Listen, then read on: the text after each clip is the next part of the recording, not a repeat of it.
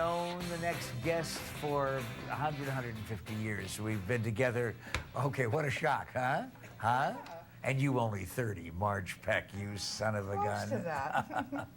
Well, I've known you, of course, on KTAR radio a lot, and we're introducing you to the television audience here. Marge Peck, associate broker of the Peck team, and the team is assembled to do what primarily? What's your mission statement? Our mission statement right now is to help homeowners that are frustrated, they're upside down, and they don't know what their choices are. That's almost everybody, it seems, It's from pretty what I much hear. everybody. Okay, but we are told we are getting closer to being okay. What does Marge Peck say? That's one side of the story. Tell us the other side of the story. Other side of the story. If there is another side. Well, there is another side of the story. I've done some graphs, and I did a lot of homework the last week, where I'm still seeing the pain out there. Kind of like when they told us we were coming out of the recession. Yes. And we were still in the recession. I don't think we've come out of that yet. I know there's a lot of investors, and there's some first-time homeowners that are stepping up to the plate, but there's an incredible amount of inventory still available. Okay, so you're going to have nothing but bad news? Don't we need a little good news now just in order to goose things along? We've got blue skies today. It's Arizona, and we've got dry heat. I mean, I've got to tell the truth. There's so many homeowners that are still frustrated, and when they hear the market's going to go crazy this year, should they sit in their home upside down and not do anything? Or should they call somebody and know what their choices are? Yeah, but is somebody feeding us a line of bull, or is it just a matter of misinterpretation? I think there's just two sets of numbers. Well, if there's two sets of numbers, usually you get arrested. We can do one survey and come up with a certain set of statistics. You know, are there $30,000 houses still available? They're getting grabbed up pretty quick. But are we going to see a 25% increase on everything in the market? I don't think so. What about the $500,000 and over houses? Well, I did some graphs on that the other day because that concerned me. About 20% of our inventory right now that's active.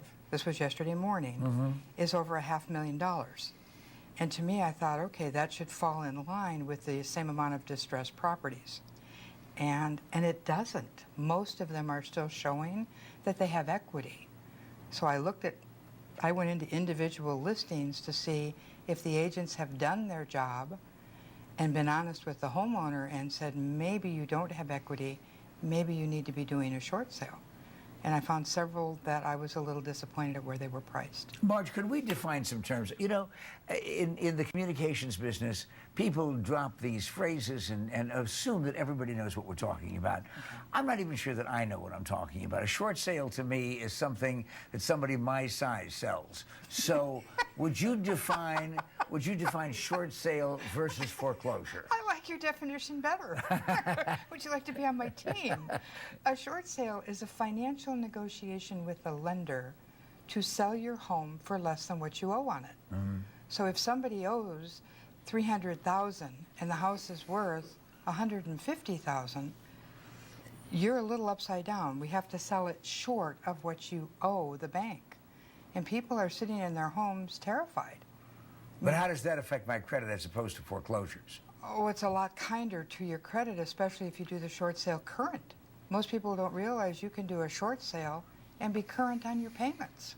Who are the bad guys? Banks or the feds or both? Or others too? Banks are the bad guys. We have really great relationships with the lenders we work with. We understand the transaction. I think that sometimes some of the representation, I know the lenders have announced their new leasing program. Let's call it what it is. It's a foreclosure program, a deed in lieu of foreclosure, which means they're going to foreclose your home. You don't have to be late. You don't have to do anything. They'll just foreclose your home, and they'll lease it to you for 3 years. Now, I think what's unfair about that, and I get a little upset, this is my upset face. I'm really angry right now, that we have an investor that comes in and wants to buy your home and lease it back to you, and they can't do that because that's mortgage fraud. So how can the banks come up with a new program now that the feds are encouraging? All the banks come up with a new leasing program, which is foreclosure / leasing for 3 years. And people are saying to me, why are the banks doing that? Well, if we're somewhere near the bottom of the market Now they're going to sit and hold the asset till it appreciates a little more.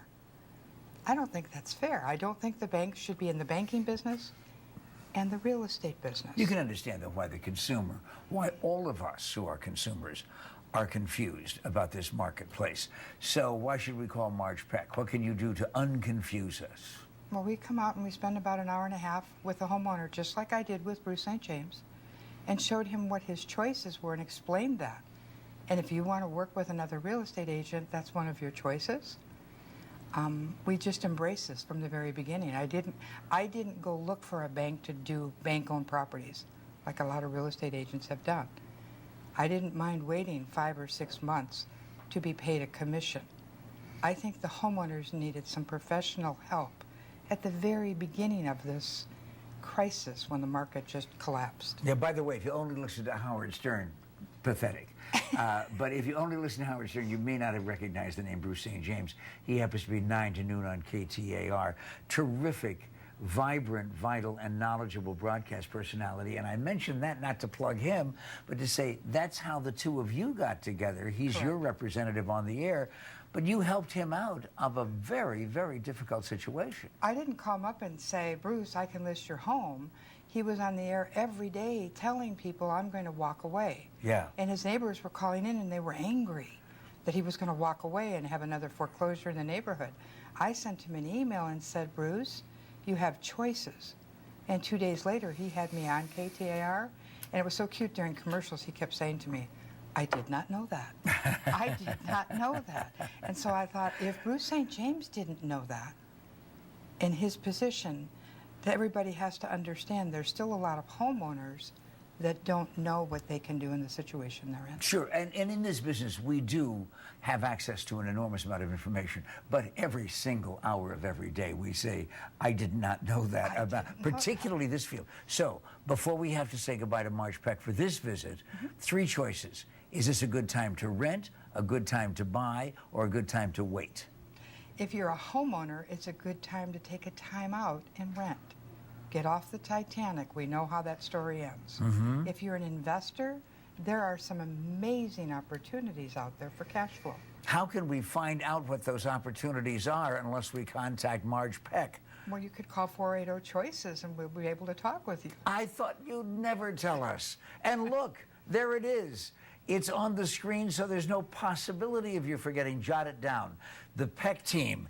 And you can ask for any member of the team, and you can also specifically say, oh, wait, I saw Marge on the Morning Scramble. Stick around.